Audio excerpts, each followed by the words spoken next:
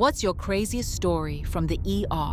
So when I was 18, I worked in this really old Victorian hospital. Like, the kind of building that already feels creepy before anything even happens. All the staff used to joke about the top floor being haunted. They talk about it like it was normal. But I honestly thought they were just messing around until one night we were short-staffed and I got asked to go up to the top floor to help out. I didn't want to seem scared, so I said yes. At first, it was fine. It was quiet. The patients were asleep. But I'll be real, the vibe up there felt off. Like where you weren't actually alone. Then break time came. The nurse I was working with went on her break first, and I was left by myself to watch the sleeping patients. Tried to stay calm.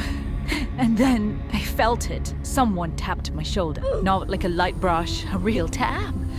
Like a finger pressing into the tip of my shoulder. I immediately smiled because I thought the nurse was back already. And I turned around to say, wow, that was quick.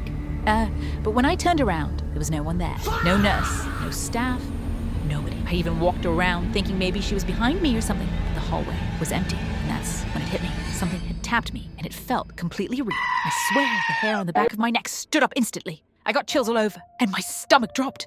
I didn't want to panic, so I went and sat down at the nurse's station. About 10 minutes later, the nurse finally came back from her break. She looked at me and asked, "Everything okay?" And I just smiled and said, "Yeah, I'm fine." Because I didn't want her to think I was crazy, but it stayed in my head. And about a week later, I finally told someone what happened on that top floor. And they just looked at me and said, "Oh yeah, that's the ghost up there." Then they told me something even worse. Apparently, some people say they've seen a man in pajamas, but when they turn around, there's no one there. And after what happened to me, I believe them.